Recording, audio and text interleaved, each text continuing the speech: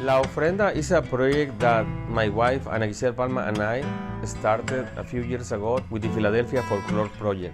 Basically, we collected stories, and now is the time where I'm about to produce a piece of art, an interpretation of all these stories in a very special place that we selected.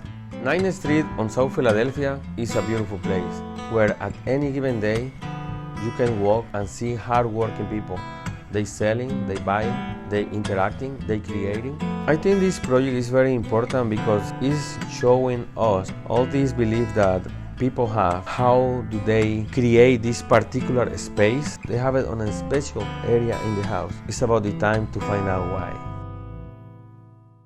My name is Jose Ortiz Pagan. I'm the project manager for La Ofrenda initiative as part of the Philadelphia Folklore Project.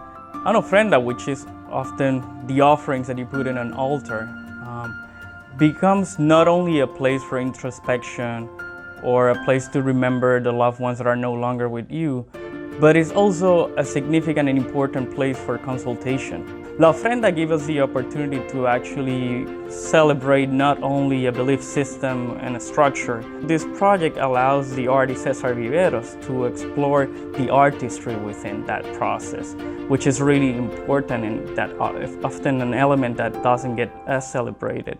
So I think this opportunity will allow us to see the potential of that an altar can offer in terms of creativity and imagination, but also will become almost like a machine that will allow people also to celebrate beyond physical and material terms.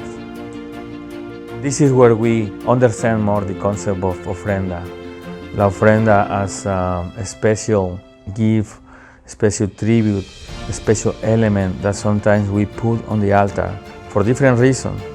Because sometimes it's a way of create some kind of connection. Sometimes we try to believe that we're giving something because we might get something in return.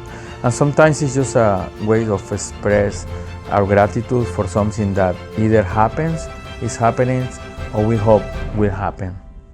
Something that makes the Ofrenda project really unique among all of the folklore projects' work is that the core of this project was doing interviews with community members and then connecting with community-based artists to interpret the experiences of their community. Historically, the Folklore Project focuses on advancing traditional arts practice, and so this kind of project for us might have been working with alteristas, home alteristas, in enhancing their ability to make altars. But this twist on it was really about creating some kind of public space where people could see their own personal sacred arts reflected in a public kind of way.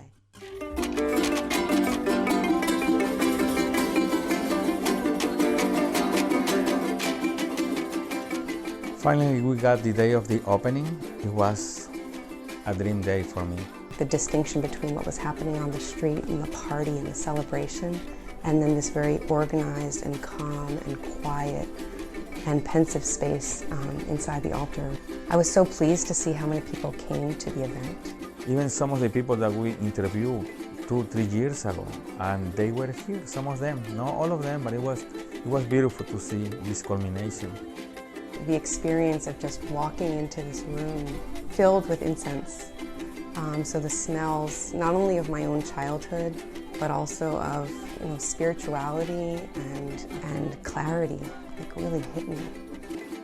I really think the idea that people can walk by at the Italian market and stop here for a minute and kind of focus their energy and notice something, be part of something. I had never really been to a space where you actually enter into an altar, and everywhere around, the walls, the ceiling, the floor, are all part of that ambience, that spiritual energy of witnessing and being part of it. So you're part of the altar yourself.